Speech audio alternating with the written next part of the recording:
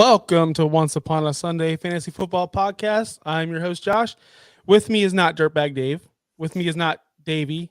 Who is Davey? He hasn't been on the show in months. It is my good friend, my idol, a Tampa legend, host and producer of the Ronnie and T Kraz show. You can find him on iHeartRadio weekdays, 6 to 9 a.m. Get the iHeartRadio app. Listen to my boy, Zac Blobner. He's my hero. What's up, Zach?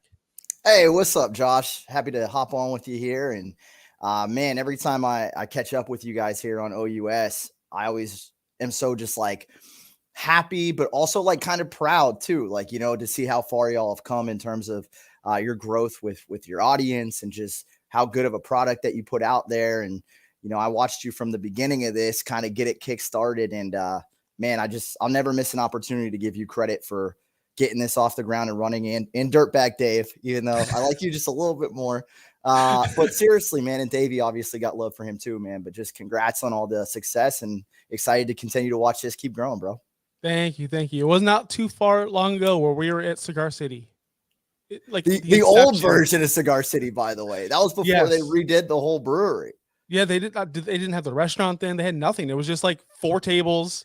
Like no air condition and a bunch of like medals on the wall saying we're this or that. I'm like, okay, this place is cool. But all right, we're here to talk some fantasy football about the NFC South. You're a big Bucks guy, of course, Tampa Bay. I know you wore that to troll me. Yeah, muscle, whatever. He's gone, Zach, and he's never coming back. I want you to understand that. I want Tampa Bay fans to understand that. We thought Russell Wilson had a possibility of coming to Tampa Bay to fix this quarterback situation. Where do they go now? Well, I think, this is an interesting week, not just for the Bucs, but for the rest of the league in terms of teams still looking for a quarterback or that might be open to upgrading their quarterback position because Deshaun Watson in Houston is still a name that we know is going to be on the move at some point out of Houston. And his legal troubles could have a lot more clarity by the end of this week than they've had in the last year and a half. And if that happens, you're going to see all these suitors pop back out. Now, I'm just going to kind of not bury the lead here. I honestly think that the Carolina Panthers are the team that end up with Deshaun Watson for a plethora of different reasons. But the Bucs are going to make a run and a play at Deshaun, assuming those legal troubles are cleared up by the end of week as well. But I think, however you want to slice it, Deshaun Watson's going to be playing in the NFC South next season in some capacity. Again, not including whatever suspension comes along. Or if this week the stuff in the courtroom goes the opposite way and he's in more trouble. But assuming that there's some clarity by the end of the week, which a lot of people are expecting in his camp and around the league, I think we start to hear those rumors heat back up again, and the Bucs will be mentioned inside there. Now, outside of that big swing and miss, you're looking at them bringing in potentially Blaine Gabbert again just to have him on the roster, not necessarily anointed as the starter. I think they'd bring him back, and I think they'd go after a guy like a Teddy Bridgewater per se, maybe a different veteran quarterback like a Trubisky, although I think Bridgewater is a guy that Bruce Arians loves. And then those 2 veteran quarterbacks, whoever they end up being, expecting one to be Gabbert, would compete with Kyle Trask. And then, whoever wins in camp, which would be one of the veterans, will start week 1, and it's only a matter of time at that point before Trask gets his shot in a second season. No, I didn't think I'd get to this question so fast, so quickly into the program, but I have to ask it. You're in the know. If a certain Jameis Winston was to come back to Tampa, let's just say, would he be welcomed by the fans, by the organization? Would we accept him as the Tampa Bay Buccaneers quarterback if that was a possibility? I think the fan base would be very split. And honestly, it would be a bigger portion that wouldn't be on board with it than would be. And I think you saw that when he left and in his 2 years in New Orleans that he's had under his belt so far. I think there's always going to be a sliver of the Florida State fans here in the Tampa Bay area that just love Jameis. And look, I get it. I tell people all the time, I held hope out for Tim Tebow for so long, right? And I know he sucks. Like, I know he's not a great quarterback, and I understand all of that. But, like, if you love your college program and it's the best quarterback to ever be there and they win a national championship, they win a Heisman, you're going to continue to have faith in that player really until their career's over. And you're always going to talk about the best parts of their career after it's over. So I get it. I don't want to make it sound like I don't understand the sliver of the fan base that still believes that Jameis could come back to Tampa and take them, to the promised land, make them a better team than they were his first stint, and I'll always say this, Josh, no matter how you cut this up, like, Jameis as the first overall pick when they took him was the right pick. Even still, even hindsight being 2020, at the time, it just made the most sense. So I don't knock the Bucs for bringing him on or any of the things that kind of happen afterwards. It just doesn't always work out, in sports and just in life. And I think that was kind of the situation with Jameis. I don't think Bruce wants him back though. And Bruce even said before Brady 2 years ago now, that in his pecking order, Brady was, the GOAT. If they could get him, they would, and they did. But it was Bridgewater before Jameis at that point. Now you're talking about Jameis coming off of a season-ending injury and Bridgewater, kind of back there out and available. And you have Trask on the roster as well now. So I think between all of that wrapped into a bundle, it just doesn't make sense that Jameis would come back. I don't think there's a big enough portion of the fan base that would accept him. And then the other thing, too, is you do have Bruce Arians at the Combine talking about Jameis and basically pointing out, I don't think it would be good for Jameis to come back. And he phrased it like that. But, basically that's him saying, I don't think it'd be good for anybody if Jameis came back.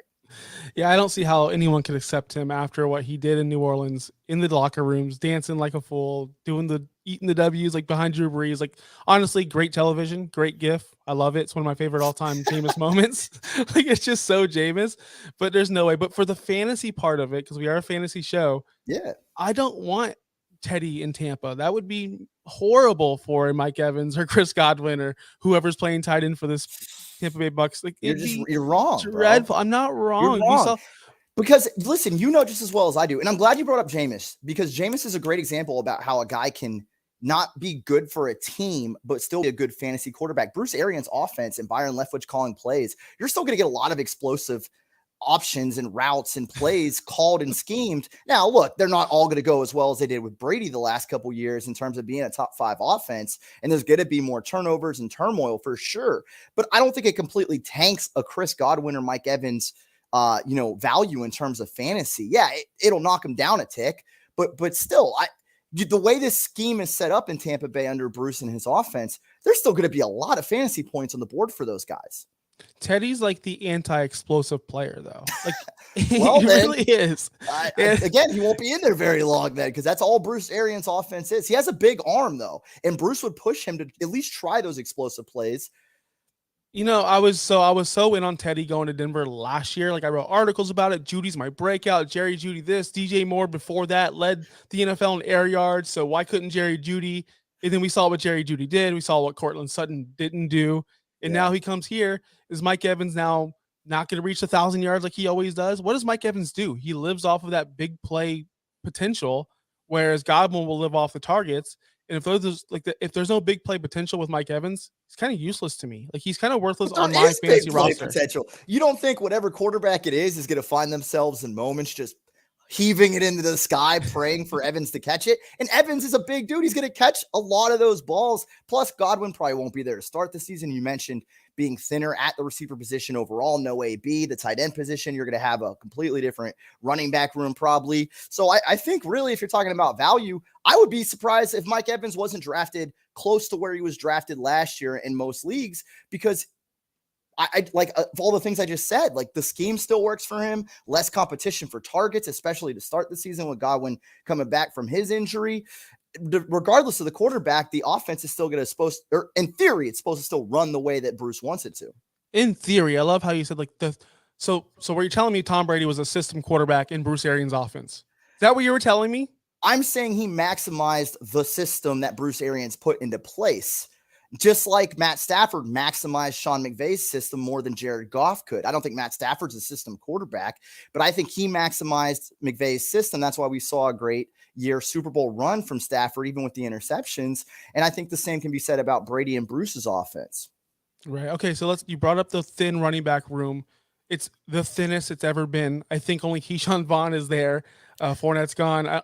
Is Ronald Jones in the XFL yet? Is he? Oh, he'll be picked up. He'll be on a squad. Listen, he'll be on a practice squad. He'll get like a 2 or 3 year deal. He will somewhere as a handcuffed running back, not to come in to be the bulk guy, but to help out, maybe to go along with a rookie, similar to what we saw last year, I think, with a Melvin Gordon and Javonte Williams in Denver. Not to keep bringing up the Broncos, but I think you'll see Rojo kind of go somewhere. And Rojo was that way with Leonard Fournette, really the last 2 seasons, even more so during the Super Bowl year. But Yeah, the running back room is crazy, Josh. And this is why I love having these conversations with you, because we both do so much in the fantasy football world separately, but we also have some crossover because we have a league together. We've played in different leagues and things. We've been playing fantasy football in the same, sphere with each other for a very long time. And the league that we're in together now, I have no doubt in my mind that Keyshawn Vaughn is going to get taken way too high in that draft. Like, no doubt. And I can't wait because I don't even care who else they bring in. You already know the first thing I'm going to say is he's not even the best running back in the room for the Bucs, man. He's not even RB1. So it'll be interesting. I do expect the Bucs to draft a running back in the first, between rounds 2 and 4, I'd say. And you're definitely going to see them bring in another receiver because you had guys like Tyler Johnson and albeit to injury, Scotty Miller kind of not be as good as you would hope they would in extra time last year. So I do think the Bucs running back room, just like the quarterback competition, at least in training camp, is going to be pretty wide open. I don't think you're going to see them have a stud bulk guy come in. They're going to be looking to make it more of a committee again. Do they sign a free agent? Do they look at a free agent? There's not much out there, but we've already done the free agent show. There's really not much going on in the world of running backs. The JD McKissicks of the world, or Melvin Gordon's pretty much going back to Denver, but there's not much out there. So who are you eyeing in the draft? Like, I know, don't give me Pierce because I know that's your guy. Why not? Give me Pierce. You were in Alabama. Tell me he didn't look good. He looked phenomenal. I'm in on Pierce. Like, I really am on Pierce. And Tampa would be a perfect landing spot, in my opinion, for a running back like that in that offense. I love it. Give some love to Pierce. Like, you're a Florida fan, right? Did you go there? No doubt. Did you go there? Oh, you're funny. You got jokes. So here's the thing with Dameon Pierce.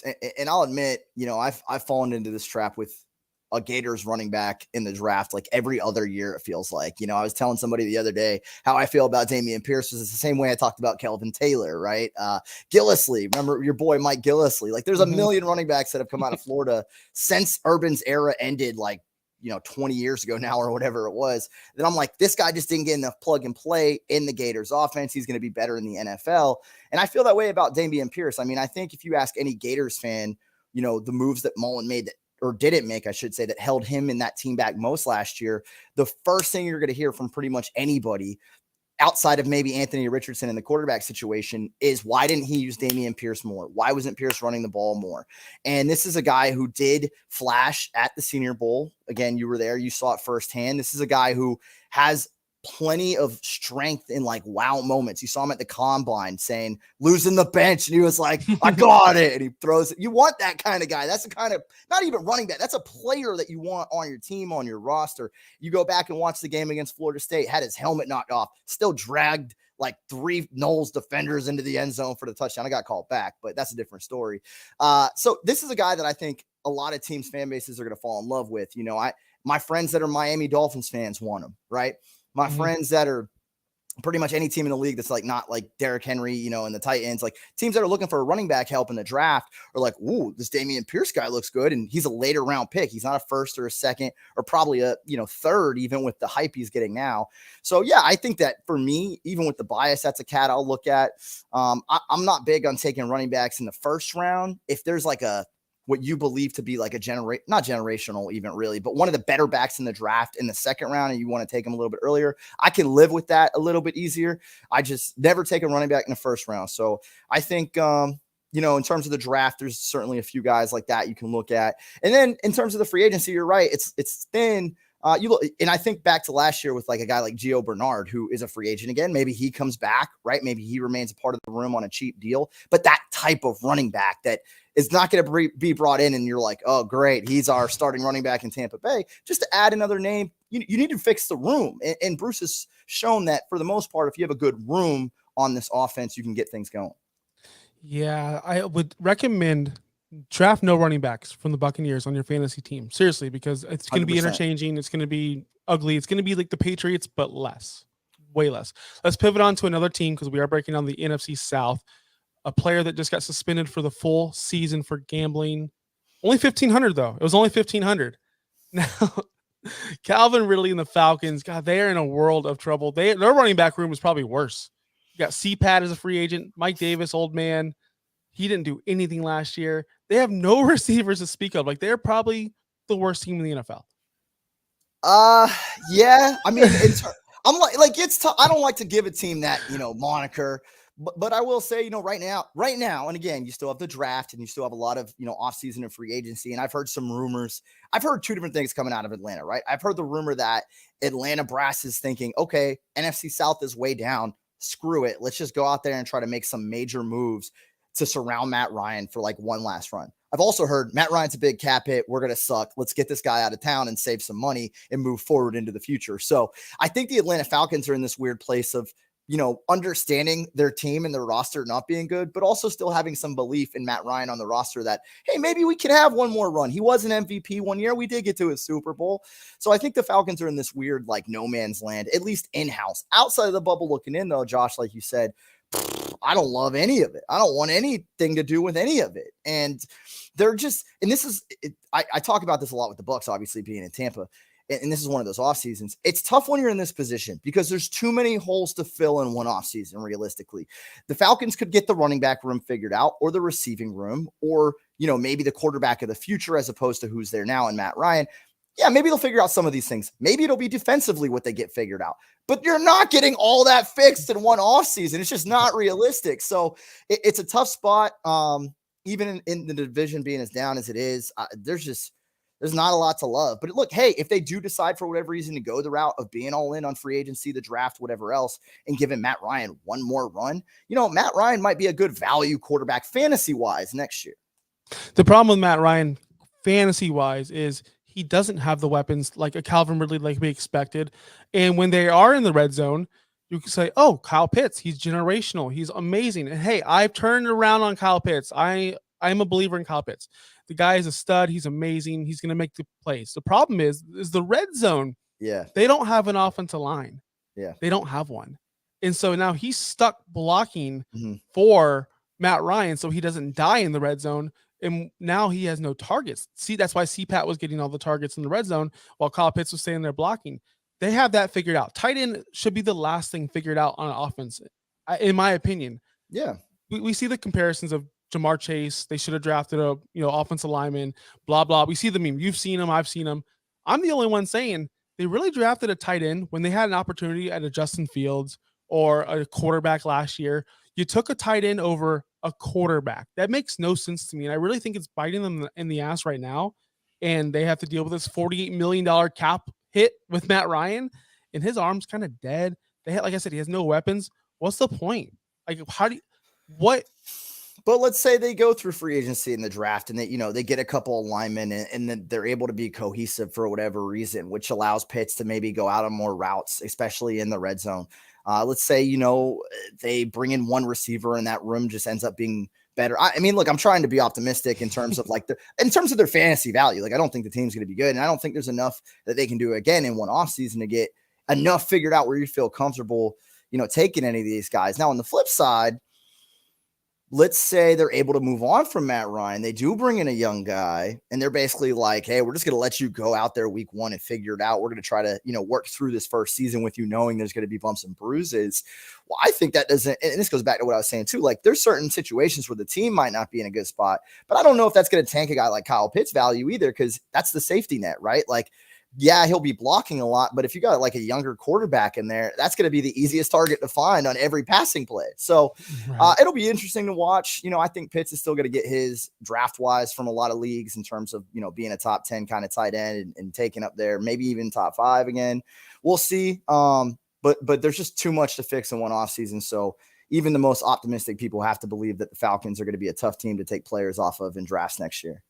Yeah, Kyle Pitts is the only person I see actually rostering in a regular 12-team standard PPR league, whatever you want to call it. I hope they move him more to the outside, because they are losing Hayden Hurst to free agency. He's leaving. The tight end room is a little bit thinner, but if they can add another veteran tight end, maybe a good blocking tight end, get Kyle Pitts spread out, because isn't it wild that he didn't play in the slot more? Like Gesicki from the Dolphins, they just franchise tagged him. He was the king of the slot. He led the league in tight ends for air yards. Like, use him like they use Gesicki in Miami. He'd be phenomenal. So you're thinking they bring in another tight end to fill into that blocking role for Pitts, and then they just move him outright to being like a receiver position during the same sets offensively, right? That's kind of what you're getting at. They need to, if they want to be effective off, especially losing Calvin Ridley for a full year. That's your guy. That was your, ride or die. That was your next Julio Jones, your next Roddy White. and now he not only missed all of last season, he's missing all the next season. And then who knows if he's going to be right. This goes back, and I'm just going to piggyback off of something you said not too long ago in this conversation. It goes back to this, though, Josh. It's not like you can build around Kyle Pitts, and that's what we're trying to do right now, right? Like we're like, how can you get the most out of Kyle Pitts if you're Atlanta? The easy answer is you can't, because you're strapped by all these other roster moves that you need to make. You can't build around a tight end, and tight end can only be a complementary piece, and even the best of them, right? Like, and it's just it's a shame, but like I don't know how his value will increase no matter what they do this offseason. Now, again, I don't think it's going to take as much of a dive either, but I think we're still going to be talking about maybe red zone issues, if not more next season when it comes to him. But he'll still be, look, that tight end, bro, you know just as well as I do, that's like the worst position in fantasy football to draft, assuming you don't have kickers in your league. Like, so even Pitt's not getting into the end zone is still going to give you more on a week to week than most guys.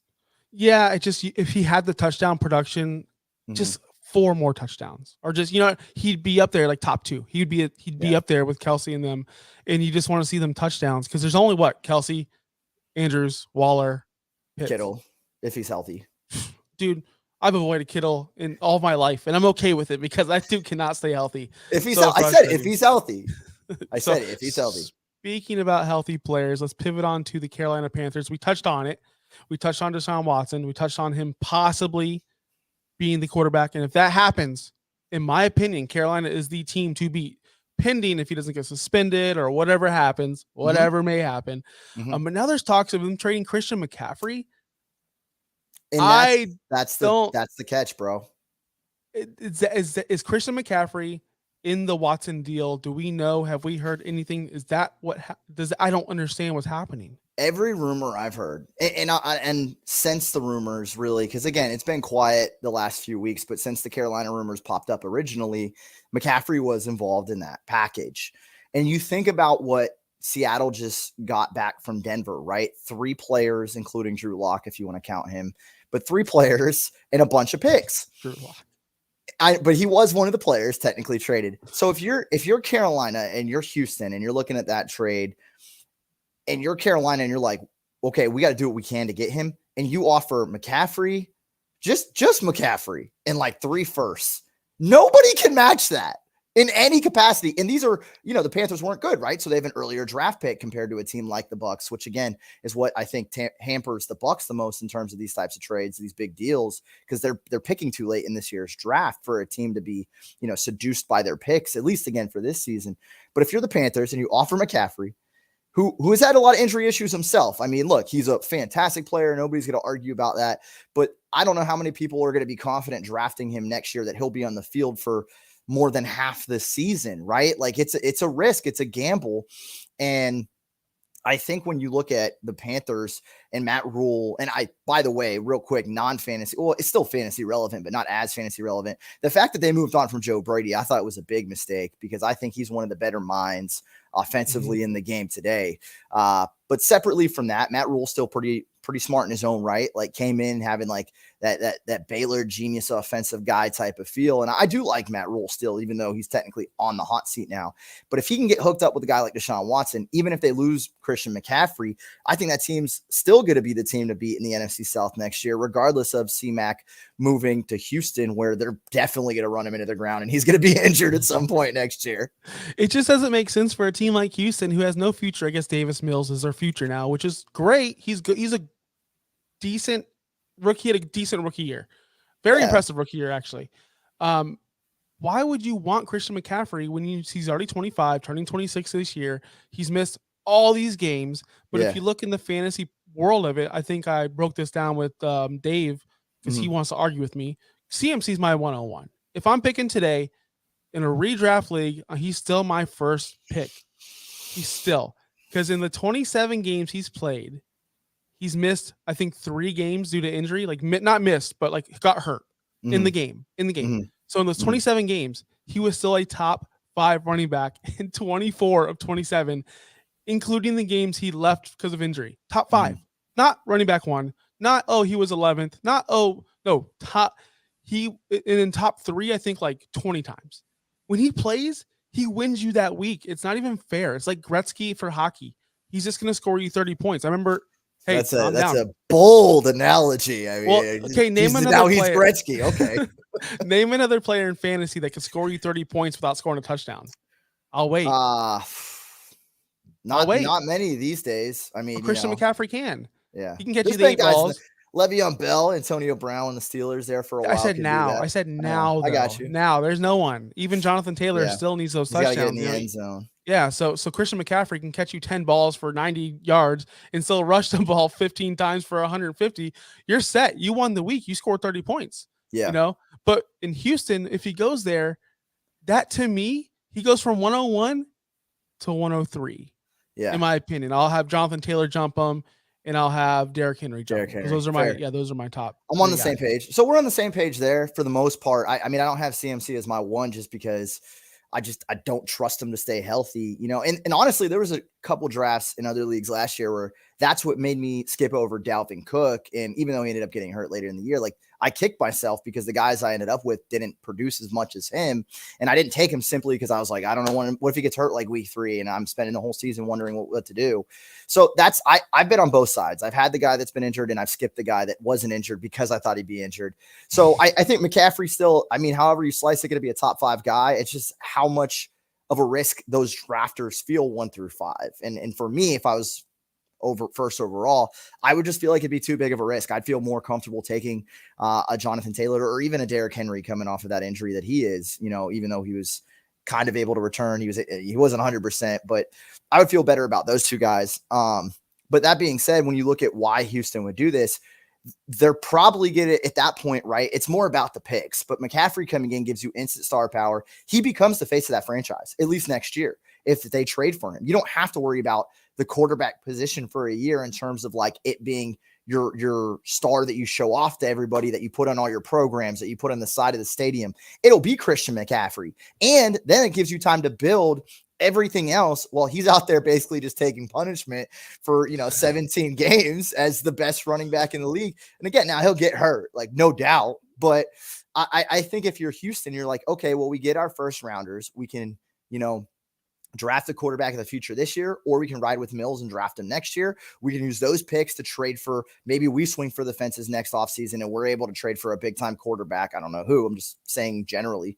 And so it gives them a lot of options and a lot of flexibility, all the while being like, hey, right now in Houston, come to our games. You can watch Christian McCaffrey, who's the best, they'll say the best running back in the league, and he could score 5 touchdowns, 3 on the ground, 2 catching, and he'll be phenomenal to watch. Like that's how they would sell it. Yep, and they would sell a lot of jerseys. Now, Sam Darnold is still a Carolina Panther on March 9th, right? He's still there. What? Like, it's not funny, Zach. I had high hopes for this guy when he got traded to Carolina. He's on a lot of my dynasty teams, and it's not very funny, Zach. I don't appreciate this. You know what's funny is now that I'm like, it's 2022 and I can see the light, Sam Darnold and Carson Wentz, I can't tell them apart. I really can't. Like, they're the same player to me, in my opinion, and they're both going to be cut, no jobs, backing up to whoever they're going to be backing up. Even Washington doesn't even want these guys. Like, that's the sad part.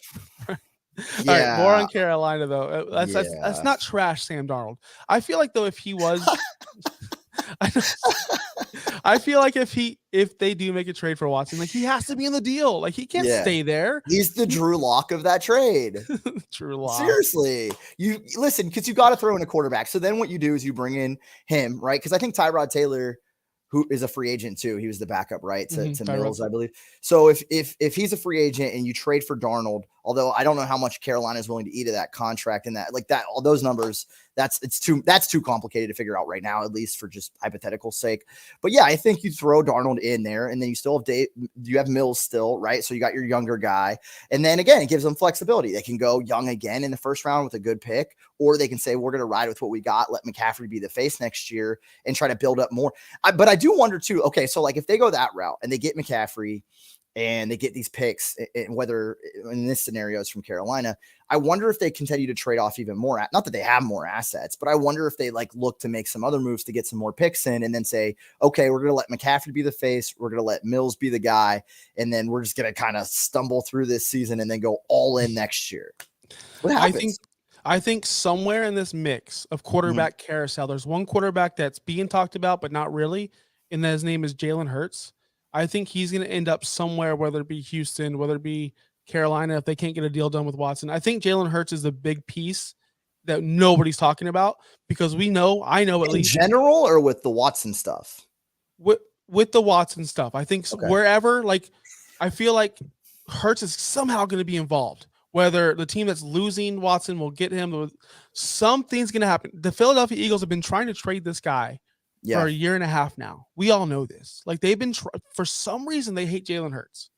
I can't understand it. I don't think you can. Maybe I don't know if you're a hater or not.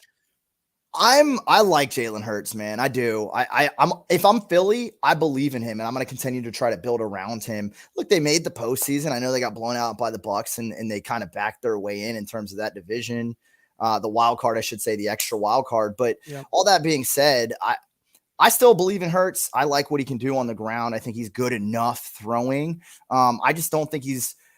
I think you try again. I just think you try to build around him a little bit more offensively speaking, that is, when it comes to the Eagles. But that being said, and this is kind of the question I'll throw at you then, back to the Panthers and the Watson stuff with the Hurts stuff.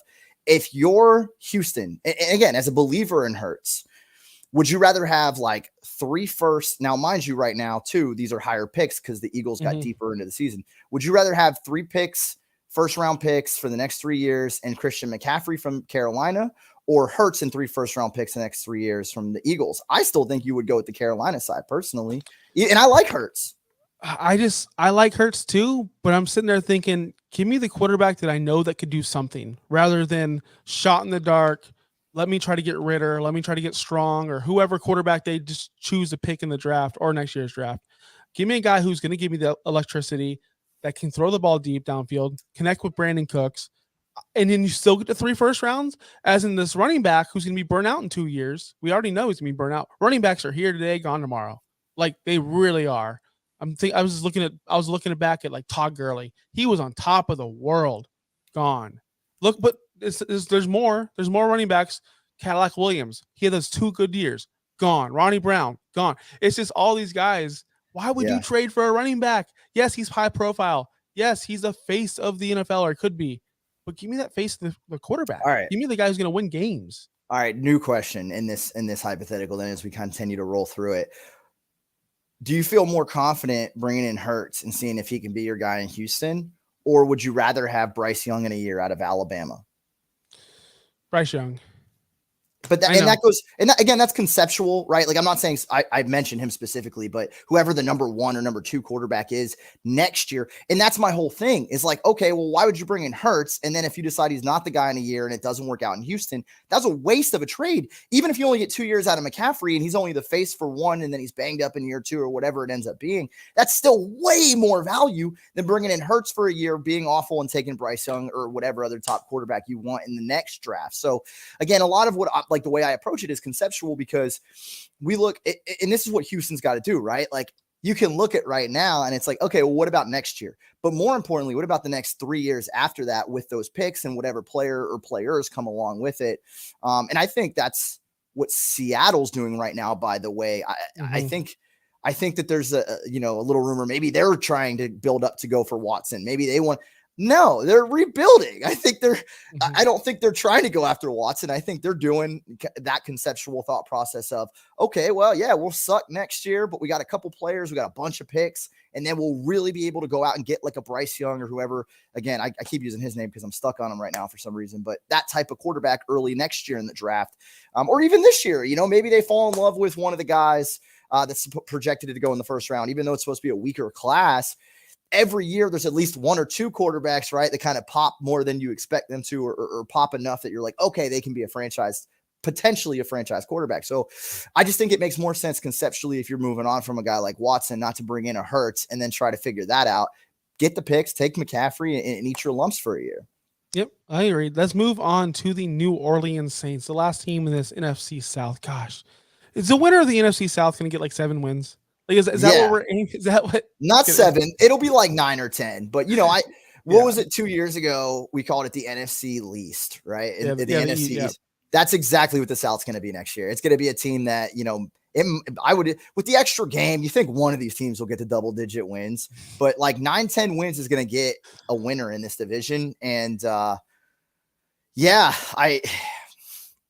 Yeah. I can tell you right now, there isn't a team in this division, again, barring Watson to Carolina, that I would bet on in any capacity to win a playoff game. But that's, we'll get there in a year. Well, the Saints are my favorite team coming out of the South. They're my favorite. If I was allowed to gamble like Calvin Ridley, I would gamble on them being the NFC South winners. Come on, Hard Rock app, let's come back. That was fun for a couple weeks. And think about this. If they were still live right now, think about how much publicity they'd be getting, right? Everyone would be like, oh, I got to check out this app that Calvin Ridley was on.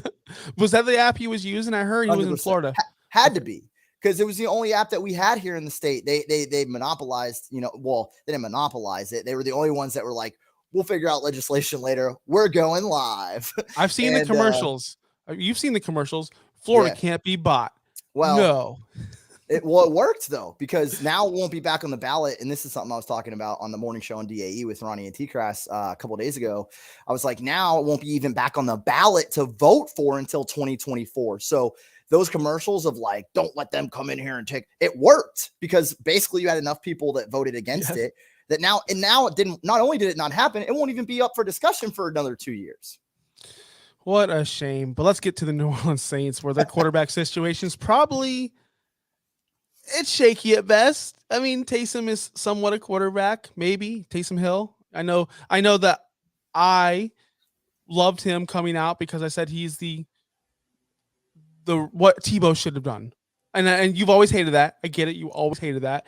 He's the ultimate not selfish player. He'll do whatever it takes to win a football game. He's a team player.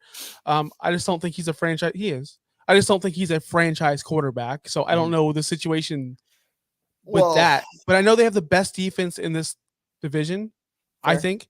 And I think that's going to make them win more games, make the game slow down. Alvin Kamara, they're going to use that running game. I don't know if Kamara is going to be suspended. I don't know that situation yet. I haven't really deep dived into it for punching someone in the face. You might know, because I try to stay away from that news. No, I don't think there's any talk yet about. There's so much other stuff going on right now in the league that is something there hasn't been any news about. I just got Kamara in the fifth round. In the 5th round of a best ball draft. I know it's a completely different situation, but I remember when Le'Veon Bell held out in Pittsburgh. That was a year where he still went high in most drafts, and people were like, we'll figure it out. And there isn't one owner in fantasy that took Le'Veon that year that didn't regret it. That doesn't still regret it, so call it the Jeremy Waldrop curse. Shout out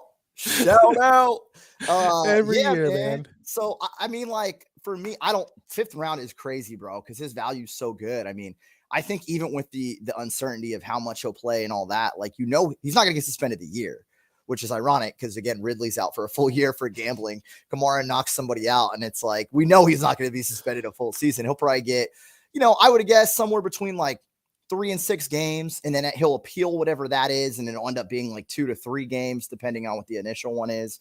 So, I think at most he'll miss a month of the season on the front end. And for me, that value with him still way higher than a 5th rounder. I mean, if that's the case, he's still, in my opinion, at least 2nd round, if not in a snake draft. I would go back to back. I would go with him and another running back and just say, in a month of the game, I'll have 2 of the best backs in the league, and I can wait. Yeah.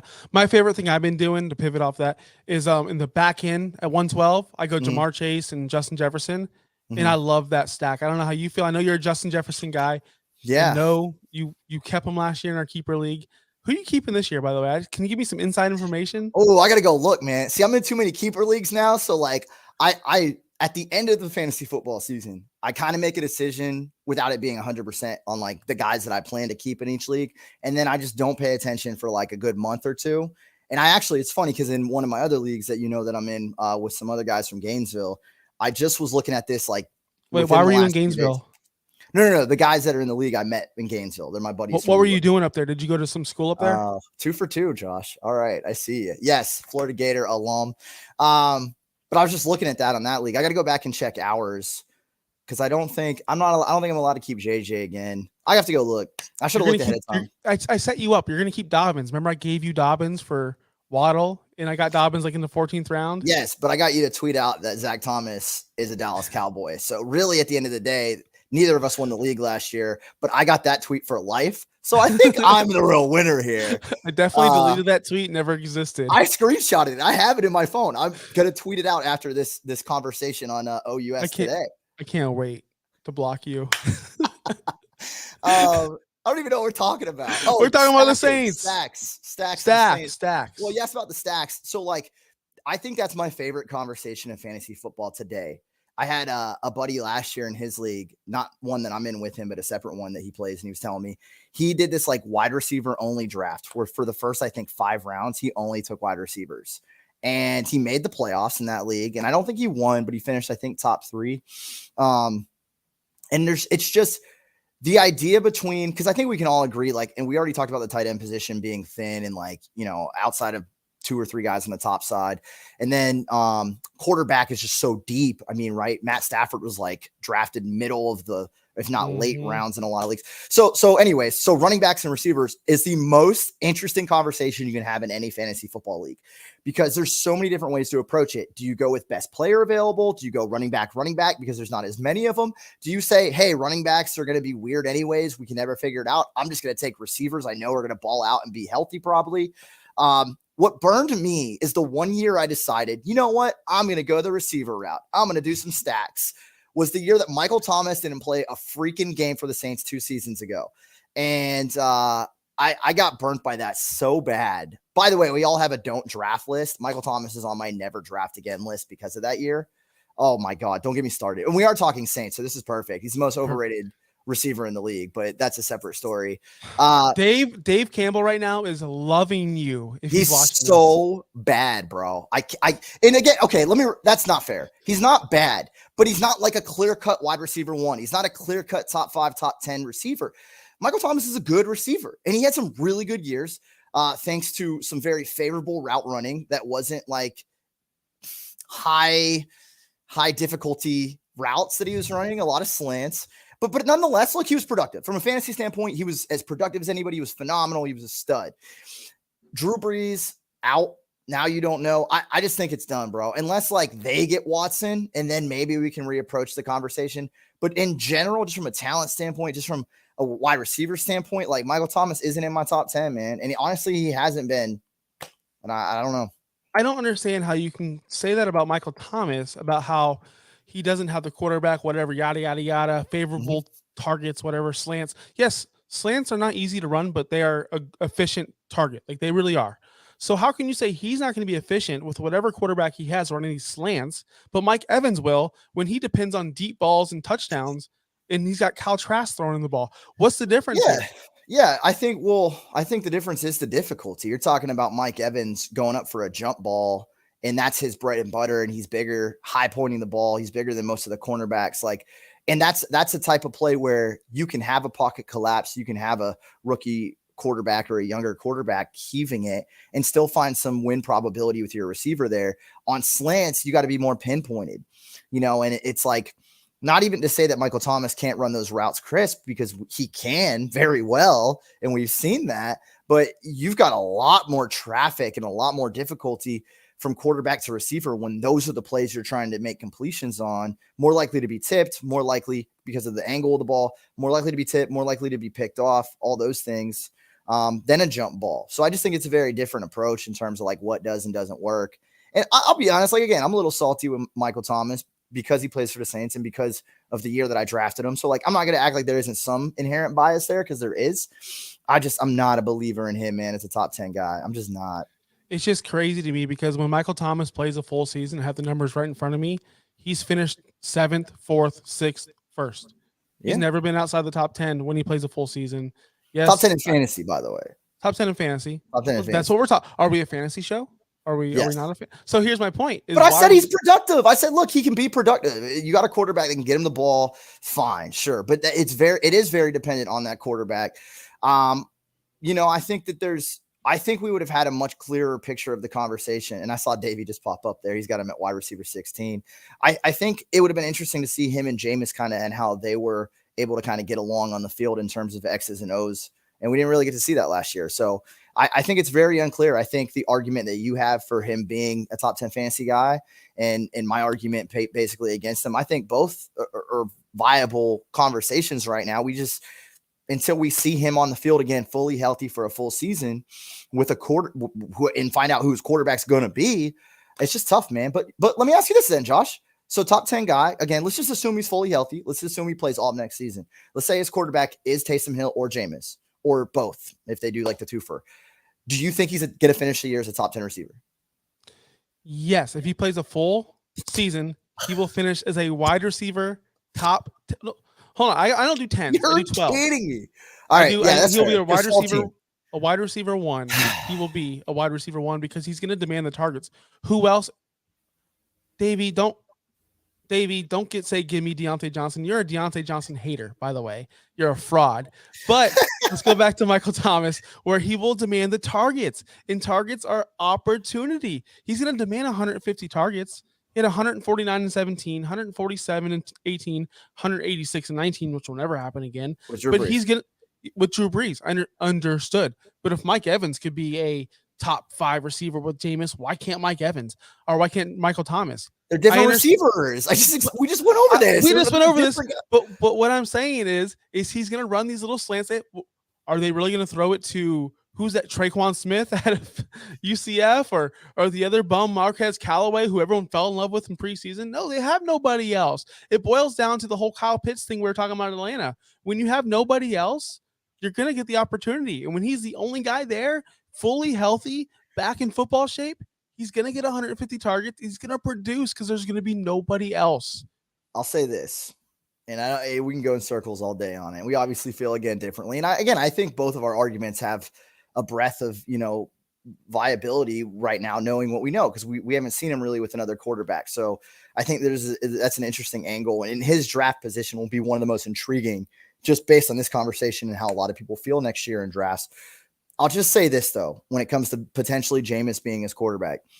Jameis, his last year in Tampa Bay, got eaten alive by linebackers in terms of picking him off and just watching and reading him. So if for whatever reason it is Jameis and you're relying on Michael Thomas as a mostly purely slant route runner to get balls from Winston, you're going to see a lot of those tipped and picked off, like I said, even more so than if it was a different quarterback out there.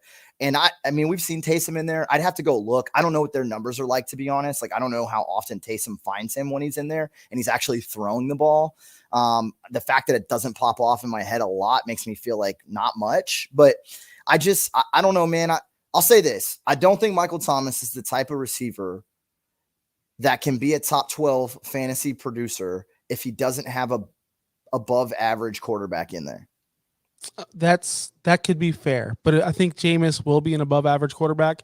He has LASIK now. He didn't have LASIK back in Tampa, so he's going to see these linebackers. Zach, please don't do this to Michael Thomas. All right, I roster him in way too many dynasty leagues. So we are assuming that Jameis will be back in New Orleans. I do assume that. I'm with that too. It makes the most sense, especially with coming off that injury, right? Like for different reasons, but similar situation to last offseason where it just makes the most sense. And again, Taysom Hill being the only other guy on the roster, it's like, now we'll see. I mean, maybe Jameis gets a better offer elsewhere. Maybe he goes to Seattle. I know people think that maybe he could end up in Pittsburgh. I don't, but we'll see.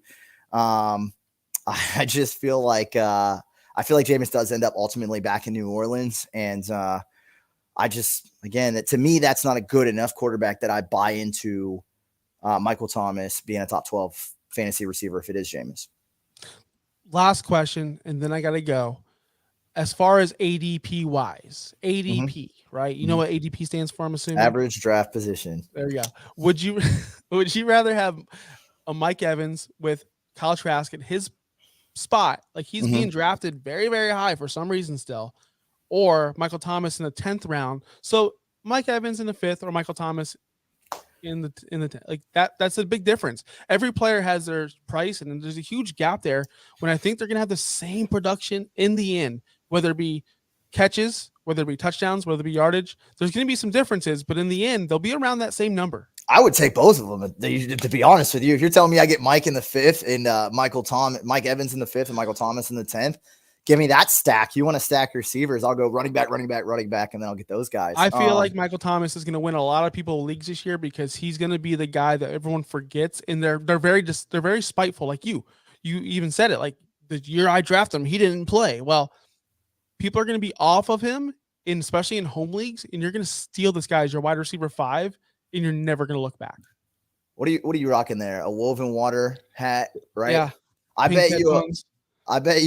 No, man, I should get you new headphones instead. But I bet you a woven water brew of your choice that Mike Evans has a better fantasy year next year without even knowing either of the quarterback situations for sure than Michael Thomas. So it's Michael. All it is more fantasy points, or is it fantasy points per game? More fantasy points. Well, you mean if they're injured? Yeah, that's fair. Fantasy points per game. Yeah, because you're basically taking into consideration if they're hurt, right? Okay. Fantasy points per game, but there has to be an average. You have to play at least 10 games or the whole thing's null. So like 10 games. If you get Michael Thomas for 3 games and he has like 3 touchdowns and his average is like through the roof because of that, you have to play at least 10 games, and we'll take average. Yeah. I think we have some breaking news. Ben Albright confirmed Wentz to Washington. I mean, I'll look. Well, remember too, poor Washington, man. They're swinging and missing on everybody. And we just kind of talked about why we think Deshaun could end up in Carolina. You brought up Philadelphia. Washington definitely was making a play for him. But look, they want a big time quarterback. They just basically haven't been able to get one. And Wentz, I don't know. I mean, you talk about a team that I want nothing to do with. Yeah, no, that's confirmed. Schefter on it too. With Albright, I think, being first on it. Oh, it's a trade, though. That's what I was wondering, because I was like, I don't think I've seen the Colts cut him yet. I'm interested to see this. So as I kind of try to pull it up here. So it is a trade. Doesn't say what the trade is yet. But, yeah, Wentz traded to Washington. I mean, I would be hard-pressed to find one person not named Carson Wentz or Ron Rivera that thinks that's going to work out. And I don't even think Ron Rivera probably would agree. I'm just here for the Wentz revenge games. All right, Philadelphia twice a year. Let's do it. That's going to be fun. I can't wait to see the left-handed interceptions in the end zone. With that being said, I'm glad we broke some news on the show. I got to get out of here. You can find. I got the trade. Oh, Carson you got the Wentz trade for 2 third-round picks. Wow, that's more than I thought. Agreed. That's more than I thought they were going to get for Carson Wentz. Yeah, the quote is, just to show how powerful the quarterback position is, Carson Wentz for 2/3. All right, that's all I got. Yikes. Thank you. All right, you can find Zac Blobner weekdays 6 to 9 a.m. on the Ronnie and T Crash Show, iHeartRadio 95.3. I still listen to 620, by the way. I'm an AM guy. It's a better signal. Is it a better signal? Yeah. But I love to hear you on there. You're one of my best friends. You're one of my favorite people. I can't wait to see you. Do I really need to send the RSVP? Can I show you? No. My fiance will murder you in the nicest way possible. I know she will. But thanks for coming on the show. Until next time, I look forward to, you know what? Let's book it right now. Can I have you on during the preseason? Yeah, man. Let's do it. Let's get it rocking. Right. Let's book you for preseason. But until next time, see you guys later. Peace out.